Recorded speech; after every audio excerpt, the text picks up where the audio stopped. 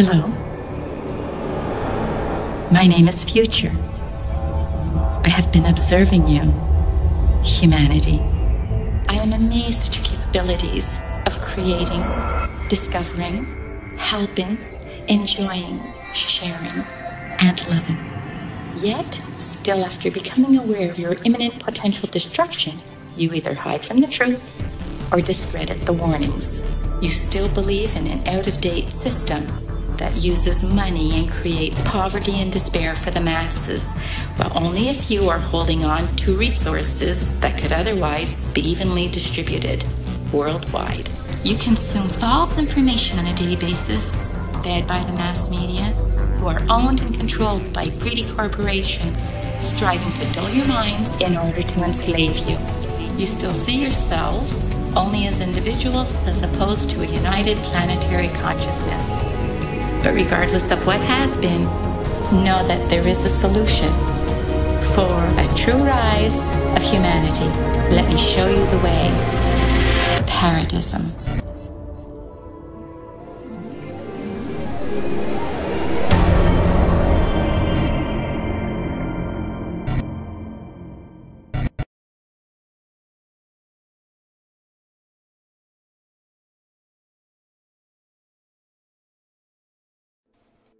Un être humain ne devrait pas avoir à faire ce qu'une machine pourrait faire.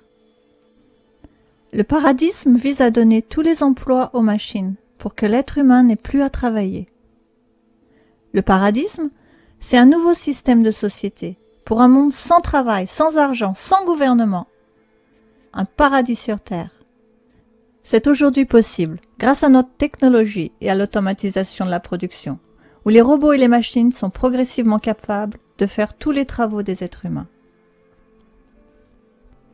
En appliquant la technologie avec sagesse et à une grande échelle, non seulement nous pouvons éradiquer la pauvreté, mais surtout créer une société d'abondance où les besoins de chacun peuvent être satisfaits sans avoir à travailler et à gagner de l'argent.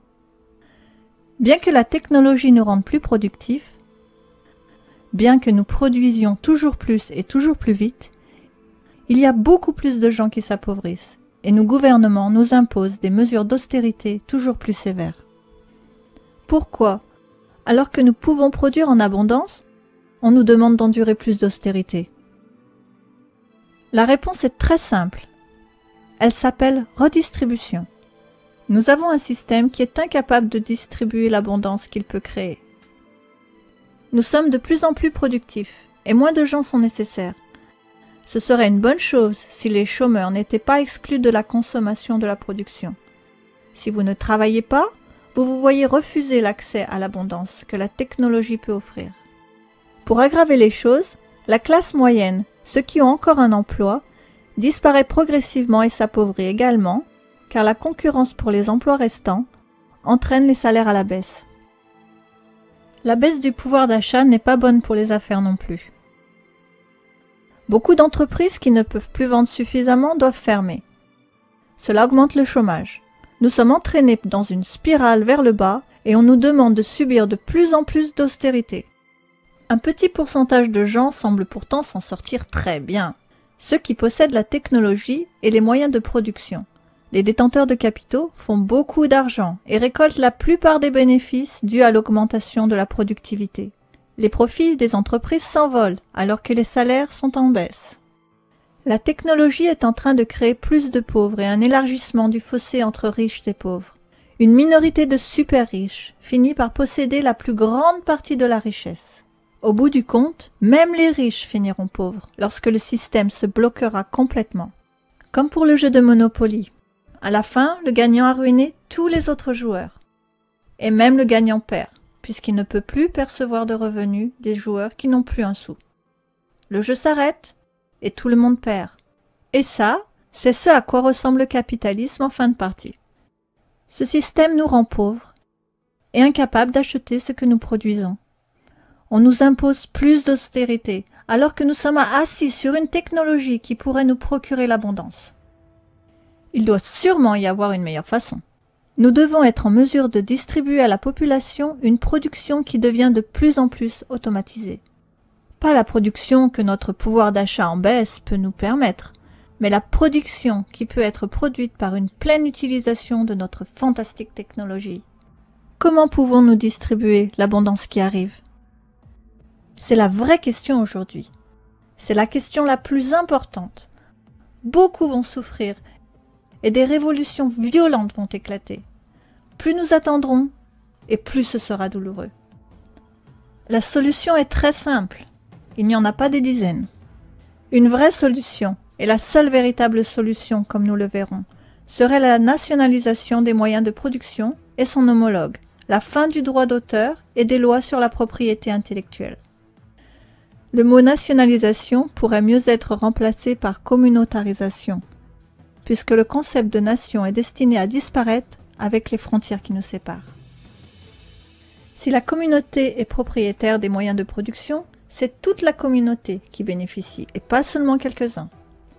Si les moyens de production appartiennent à une minorité, voire même une majorité de gens, ils vont chercher la rentabilité afin d'en retirer des revenus et des privilèges.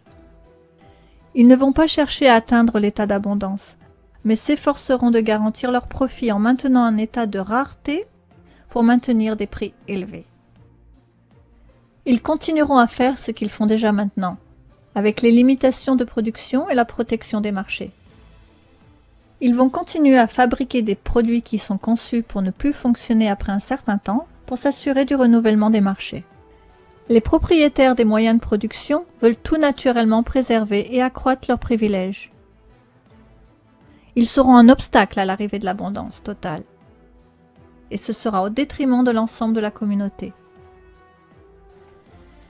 Si les moyens de production appartiennent à un groupe de personnes, il n'y a aucune garantie pour que toute la communauté puisse bénéficier de l'abondance qu'ils peuvent nous procurer. Par conséquent, la communautarisation de la technologie et des moyens de production est la seule voie vers l'état d'abondance. Rien de moins, et l'humanité connaîtra une lutte de classe de haute intensité entre les détenteurs de capitaux de technologie et les non-détenteurs de capitaux, l'écart qui sépare les deux ne faisant que s'élargir avec le progrès technologique. Certains proposent des solutions différentes au problème de la redistribution. Une taxe sur Wall Street, un revenu de base ou universel. Ce sont tous des manières de prendre l'argent là où il est, chez les riches, et de le donner aux pauvres. Ça peut être utile et ça pourrait peut-être améliorer la vie de beaucoup de gens, mais ce ne sont pas de vraies solutions. Ce sont comme des pansements qui traitent les symptômes, l'injustice. Mais ils ne traitent pas la cause de l'injustice, qui rend la redistribution si nécessaire. Cela ne va rien changer de fondamental à un système qui s'efforce de repousser l'abondance pour que les riches soient encore plus riches. La technologie va continuer à faire que la classe moyenne diminue et s'appauvrit. Les super riches devront être super taxés pour donner de l'argent aux pauvres qui vont le dépenser et tout redonner aux riches. Le problème, bien sûr, est que les riches n'aiment pas être taxés et les pauvres n'aiment pas être pauvres. La société sera de plus en plus polarisée. Les deux classes seront en énorme conflit. Remarquez comment nous sommes déjà en fin de course du capitalisme, et les pauvres descendent dans les rues. La communautarisation des moyens de production est une vraie solution qui change véritablement la donne. Elle remplace les valeurs fondamentales sur lesquelles le capitalisme est fondé et qui sont devenues obsolètes et destructrices. La concurrence, la propriété, le pouvoir, le profit, l'argent et la croissance seront remplacés par la coopération, le partage, l'entraide et l'équilibre. Dire que la concurrence apporte de meilleurs résultats, plus d'innovation et de progrès, est faux. Une entreprise où les employés sont en compétition les uns avec les autres ne fonctionnera pas aussi bien qu'une autre entreprise où les employés travaillent en équipe. Pour la société, c'est la même chose. Notre performance est bien meilleure lorsque nous travaillons en équipe. Le mouvement Open est un excellent exemple de la façon dont les gens qui coopèrent les uns avec les autres d'une manière autonome peuvent innover et offrir des produits gratuits, des logiciels et du matériel avec les meilleures performances du marché. C'est un merveilleux exemple de la façon dont le paradigme pourrait fonctionner. En coopérant, nous sommes tous gagnants. Il n'y a pas de perdants. Certains peuvent gagner plus que d'autres, mais toute l'équipe gagne. Lorsque le gâteau peut être suffisamment gros, cela n'est plus la peine de se battre entre nous pour une part. La communautarisation des moyens de production apportera la justice sociale et mettra fin à la lutte des classes et à un système qui fait des riches les bénéficiaires des gains de productivité. Cela donnera naissance à une société égalitaire où tout le monde aura le même accès à la consommation et personne ne manquera de rien. La communautarisation des moyens de production, c'est aussi la communautarisation de la production d'argent. D'avoir mis la création de la monnaie entre les mains d'intérêts privés a permis à une petite élite d'asservir les populations et de contrôler les nations par la dette. La communauté, en réclamant le droit de créer sa propre monnaie, peut créer tout l'argent dont elle a besoin, sans intérêt. Tant que nous avons les ressources, le savoir-faire et la volonté de le faire, il ne devrait pas y avoir de pénurie d'argent pour financer un projet. La question ne sera pas de savoir si un projet est rentable ou s'il y a assez d'argent pour le faire, mais plutôt combien cela va contribuer à notre bien-être et à notre bonheur, et si cela vaut la peine d'y consacrer du temps et de l'énergie. Ce que la communauté possède ou produit peut être mis à disposition gratuitement. Nous ne payons pas pour les routes lorsque nous les utilisons parce qu'elles appartiennent à la communauté. Le prix d'un produit est lié à la propriété privée. La communautarisation des moyens de production signifie que tout peut être mis à disposition gratuitement. Cela rend possible la transition vers une société sans argent.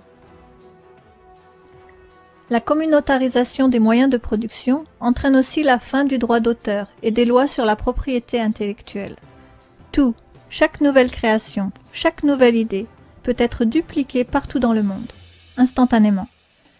L'essor de l'impression en 3D, sans la contrainte des droits d'auteur, va énormément faciliter la production, apportant un état d'abondance beaucoup plus rapidement que le corporatisme capitaliste qui s'efforce de l'empêcher. Inventeurs, créateurs, artistes, donnez et partagez vos créations avec l'humanité. Vous serez les pionniers de la nouvelle ère du don et du partage. Ce que vous donnez, vous le recevrez en retour multiplié par tous les milliers que vous aurez inspirés et qui suivront votre exemple. En donnant, nous aidons à la disparition de l'argent. Plus nous donnons, et plus tôt l'argent disparaîtra. Les précédentes tentatives de communautarisation ont été dramatiques et ont entraîné des millions de morts, mais cela a été dû au caractère autoritaire des gouvernements. Avec le paradisme, il n'y a pas de gouvernement qui gouverne le peuple et fait respecter les lois. Tout est fait de façon volontaire. Les êtres humains, quand ils sont libres et autogérés, vont naturellement coopérer les uns avec les autres pour créer les conditions non seulement pour leur survie, mais pour une société optimale où les besoins de chacun peuvent être satisfaits.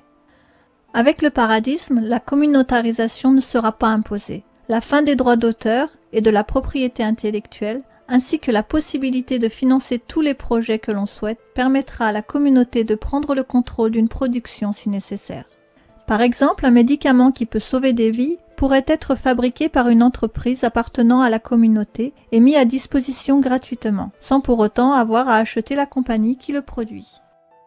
Une société d'abondance sans travail et sans argent n'existe pas sans la communautarisation des moyens de production. C'est une condition nécessaire. C'est l'étape la plus critique vers la société paradisiaque. Comme la technologie profite surtout à ceux qui en sont propriétaires, ce qui polarise profondément la société, la communautarisation est l'initiative qui apportera vraiment la justice sociale et permettra la production de l'abondance.